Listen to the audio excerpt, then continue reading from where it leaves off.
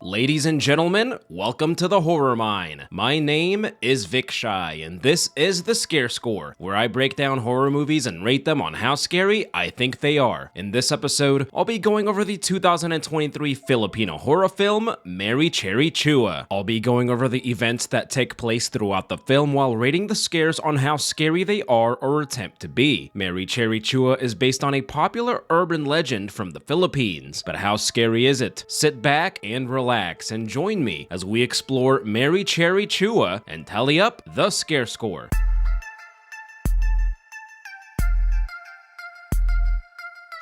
Our movie begins straight away with an eerie atmosphere. A young girl walks down the stairs inside of a dark and seemingly abandoned school. Every step she takes echoes throughout the dark halls. We hear a voiceover of another young girl daring her to go inside of the old science hall at night. If she goes there and records herself singing "Mary Had a Little Lamb," she will earn the privilege of being their friend. I've done worse for less. She starts to sing and a ghostly voice sings back to her. She takes off running but stops when she thinks it was probably just her own voice echoing. She grabs the flashlight and once again hears the ghostly voice singing. The little girl starts to scream and we see that this was just our main character Karen scaring the crap out of her friend Faith. Although it was just a story being told, this was a good scare scene that instantly created a chilling atmosphere. Faith got spooked into using her inhaler but insists that she wants to hear more ghost stories. The year is 1993 and the girls are students at the Regina Celli Catholic School. Karen begins to tell her the urban legend of a former student named Mary Cherry CHUA, not to be confused with Mary Cherry CHUA. The film's opening credits show several shots of the creepy school accompanied by mysterious piano music. The intro does a good job establishing the setting, which gives off some eerie vibes. It feels like a classic horror movie intro from the early 2000s, which I love. Karen and Faith go to a closed-off pool area which has a bench in loving memory of Mary Cherry CHUA. She was a bright student that attended the school in 1965. One day, her dead body was discovered on the bench by the pool. The school janitor was arrested, accused of essaying her and taking her life. He was given a life sentence and passed away in prison in 1991. Students at the school believe that Mary's spirit still haunts the grounds, seeking justice for her death. Karen and Faith light a candle and attempt to make contact with Mary's spirit. Karen tells Faith not to let go or open her eyes no matter what. Karen calls on Mary by chanting her name and they seem to be taken to a different realm. Faith starts freaking out and lets go of Karen's hands. Karen comes to and finds Faith lying face down at the bottom of the pool before waking up. It turns out that the dream was actually a flashback that took place the previous year. Karen has been living with her aunt Perla and goes back to live with her older sister Lena. Their parents are currently living in Chicago and the two sisters don't seem to get along. Lena tells Karen that this is her last chance to keep her scholarship at the school. Before her first day back, Karen cuts her hair and gives herself a new look. Other students still recognize her though and seem to be avoiding her. She finds her locker filled with hate notes calling her weird and crazy. Karen leaves a note on Faith's locker apologizing to her. Karen walks into class and all the students become quiet. She tries saying hi to Faith but gets ignored. She reads a book titled Campus Horror Tales and narrates a ghost story from a college in Manila. A professor was giving a lecture when a young female student wearing all black walked to the front of the class. The student turned around revealing a ghostly face covered by her long black hair. The strange student then walked straight into the chalkboard and disappeared. This wasn't necessarily a scare scene, but it gave off an eerie vibe. A fellow student named Paco tries scaring Karen with a wolf mask that looks like it's straight out of the movie Creep. All the students laugh at her until the teacher, Mr. Manzano, walks into the classroom. Mr. Manzano makes Paco apologize to Karen and she flips him off. Mr. Manzano says he is a former student of the school and graduated as valedictorian in the 60s. He assigns the class a term paper with a topic of their choice. Before she leaves, Karen thanks Mr. Manzano for standing up for her. Paco confronts Karen in the hall for what happened in class and says that they're not done. She then follows Faith into the bathroom and it's clear that Faith is purposely avoiding her. Karen comes home and Lena sees that she's doing research on Mary Cherry CHUA's death. Lena wants her to stop, but Karen says she can't just sit there and do nothing. Karen has a personal interest in the case, which is revealed later on. We see a flashback from 1987 when Lena was a student at Regina teenage Shelley. She and her friends used a Ouija board to try and contact Mary Cherry CHUA. Mary's spirit appeared before them and said that her killer hasn't been caught. The girls were caught by a teacher, and Lena was told to stop talking about Mary or she would not graduate. This is why she wants Karen to stop investigating. Instead of listening to her sister, Karen decides to use Mary Cherry CHUA as the topic for her paper. Mr. Manzano was one of Mary's classmates and says that he likes the topic she chose. He pairs her up with Paco and has high expectations of their paper. Karen says that this topic is personal for her and that she wants to be an investigative journalist someday. Karen tells Paco that their first order of business is to try and contact Mary's spirit. He gets spooked by the idea and says that he has to go to church with his mom. With Faith watching from a distance, Karen calls out to Mary once again, but nothing happens. She starts her research at the school archives and asks to see old photos. She points to the mannequins under the sheets, otherwise known as cliché scare devices. As she waits for the photos, one of the mannequins slowly turns and faces her. We then get a fake-out jump scare as the woman slams the books down onto a desk. She looks at the class photo from 1965 and sees Mary's face crossed out. The white sheet then falls off the mannequin via loud jump scare. This scare scene contains both a cliché scare device and an unnecessarily loud jump scare. We then see Mary's spirit looking at Karen from behind a bookshelf. Mary Cherry CHUA isn't the scariest horror movie spirit out there, but serves her purpose well in this film. She shows the photo to Mr. Manzano and thinks the school is trying to bury what happened. Mr. Manzano says that his class wasn't allowed to talk about the incident either. Mary's alleged killer, Emilio Baldonado Jr., denied taking her life all the way up until his death 2 years ago. Karen believes that Mary's real killer is still out there. She wants to speak to Mary to find out what really happened. Mr. Manzano would rather she interview living people before trying to contact the dead. After they leave, the look on his face pretty much gives away this movie's twist. Karen questions several faculty members about Mary, but none of them seem willing to talk to her about it. Faith asks how the investigation is going, and one of the teachers is seen trying to avoid Karen. Two girls are seen cleaning up a classroom, and one of them jokes about Mary. They hear Mary's spirit crying and take off running in fear. The crying girl spirit is another common horror movie cliche that still manages to be creepy every time. Karen learns that Paco is on the varsity basketball team and won't be able to help much with the paper. That night, Karen is sitting alone on Mary's bench and her spirit suddenly appears. She doesn't notice Mary's spirit until she hears her crying. Thinking it's another student, she taps her from behind, which leads to a decent scare.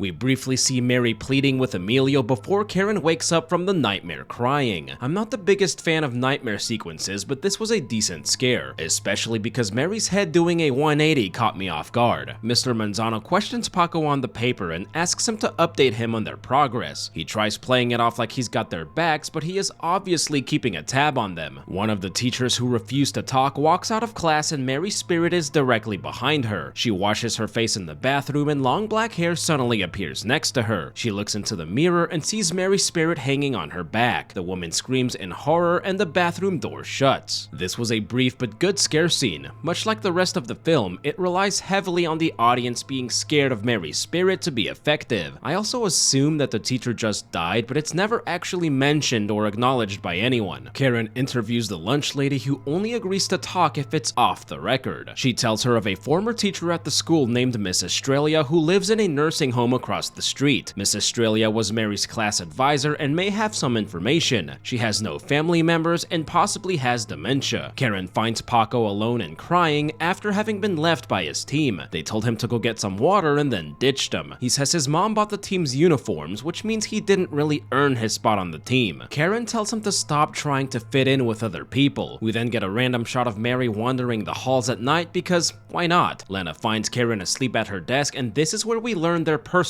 connection to Mary's case. The man accused of killing Mary is actually their grandfather. This explains why she is so determined to find out the truth behind Mary Cherry CHUA's death. While taking an exam, Faith throws her a note that says, "Don't look behind you." Blood drips onto the paper and Mary is seen hanging out directly behind Karen. It's a brief, decent scare with a pretty disturbing visual. Karen confronts Faith in the hall because she knows she also saw Mary's spirit. Faith is hesitant to get involved again because of what happened the previous year. near. Karen reveals that Emilio Baldonado is her grandfather and that she must prove his innocence. Faith hugs Karen and agrees to help with the investigation. Mr. Manzano checks in with Paco on the investigation and he says that she is investigating a possible new lead. Paco asks Mr. Manzano if there were any other Manzanos in his class, but he was the only one. Paco then pulls out Mary's class photo and has a worried look on his face. That night, the security guard is doing his rounds and sees Mary's spirit on the second floor.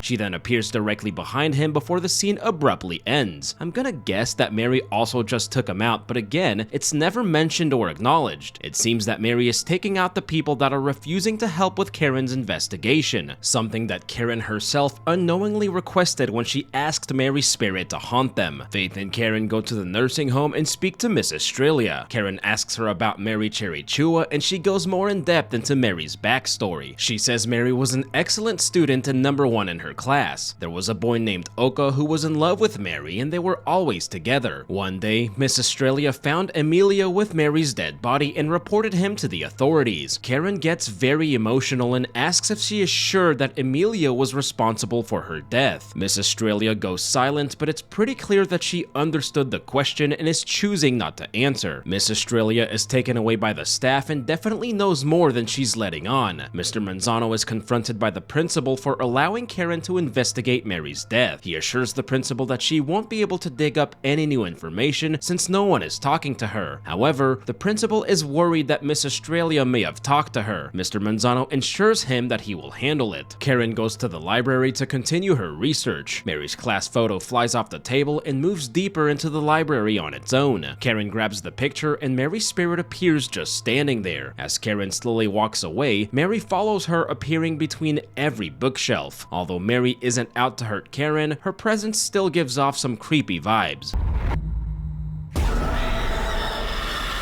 Karen hasn't shown up for class and gets publicly put on blast by her professor for failing the test. Damn dude, ever heard of a little discretion? Karen wakes up in the library with a book in front of her, which is an odd thing to find inside of a library. Inside the book, she finds a letter written by Mary herself, which is immediately followed by a predictable jump scare. All these scare scenes would be way more effective if Mary was actually evil and out to hurt Karen, but since she's not, her presence is less threatening and not really scary. Karen returns to class and Mr. Manzano announces that he's scrapping the term paper. Karen questions the decision, but he shuts her down. Paco speaks to Karen after class and offers to talk to Mr. Manzano with her. Paco has obviously developed a crush on her. He also reveals that he has some information about Mr. Manzano. Karen speaks to the teacher about the project and he says that his hands are tied. She shows him Mary's letter, which reveals that she was pregnant before her death, possibly by Oka. Mr. Manzano agrees to secretly contact Mary with her on the weekend when the school will have less people. Mary appears before another teacher who then has a heart attack and dies. But who cares, because no one else in the film seems to. This is one of the film's biggest plot holes. 3 faculty members dying or going missing and it's never mentioned even once. My dad went missing 26 years ago and I've probably mentioned it about 1,000 times by now. Karen makes dinner for her sister but still gets scolded for failing her exam. She failed the exam because she saw Mary's spirit and thinks Mary is trying to tell her something. Lena wants Karen to stop investigating because she doesn't want anything to happen to her. Karen insists on getting to the truth and Lena says that she won't have a home to come back to. Mr. Manzano wants to help because he wants to go on a horror adventure too, but that look on his face says he has other motives. She tells him not to let go and not to open his eyes. Karen calls out to Mary and says that she is here with Oka. Paco discovered that Mr. Manzano was in the same class as Mary and he is the lover they heard about. Karen says she knows Mr. Manzano killed Mary and he quickly puts a stop to that with some chloroform to her face. After the basketball game, Paco sees Mr. Manzano carrying Karen away. Since he made no attempt to be discreet, Mr. Manzano turns around and looks right at him. Lena comes to the school and goes looking for Karen with Faith. Karen wakes up tied to a chair with Mary's spirit hanging directly above her. A brief and not scary scene that has Mary Cherry CHUA overstaying her welcome in her own movie. We learn that Mrs. Australia is actually Mr. Manzano's mother and has been covering for him killing Mary all these years. Mrs. Australia tells him to delete Karen like he did to Mary, but he insists that it was an accident. Mr. Manzano and Mary were sitting in front of the pool and she tried telling him she was pregnant. She grabbed a hold of his arm and he pulled his arm away, which caused her to fall face first into the pool. He tried to make it look like Mary did it to herself and hung her up like a Christmas stocking. This is why Mary's ghost appeared hanging from a rope throughout the film. Miss Australia placed Mary on the bench and framed Amelia when he discovered her body. Karen absolutely goes off on them for framing her grandfather and ruining his life. Mary's hand then suddenly pops out of the pool via cheap jump scare. While Faith and Lena look for Karen, they discover Paco tied up and bruised in one of the classrooms. Mr. Manzano tries hanging Karen like a mistletoe, which backfires on him. She knees him in the no-no square and places the rope around his neck before kicking the table from underneath him. Mary's spirit slowly makes her way there in a pretty creepy way. Mrs. Australia gets up from her wheelchair and grabs a hold of Karen. Karen then pushes her away and she falls back into a metal rod to her conveniently scripted death. Before she dies, she manages to get her son down. Mr. Manzano starts attacking Karen but is stopped by Paco and Lena, who pull the rope until he wakes up in the afterlife. He briefly sees Mary's spirit in front of him and apologizes to her. The two embrace and it appears that Mary forgives him for what he did. Lena and Karen reunite and the film's minor plot twist is also revealed. It turns out that Faith died during the incident last year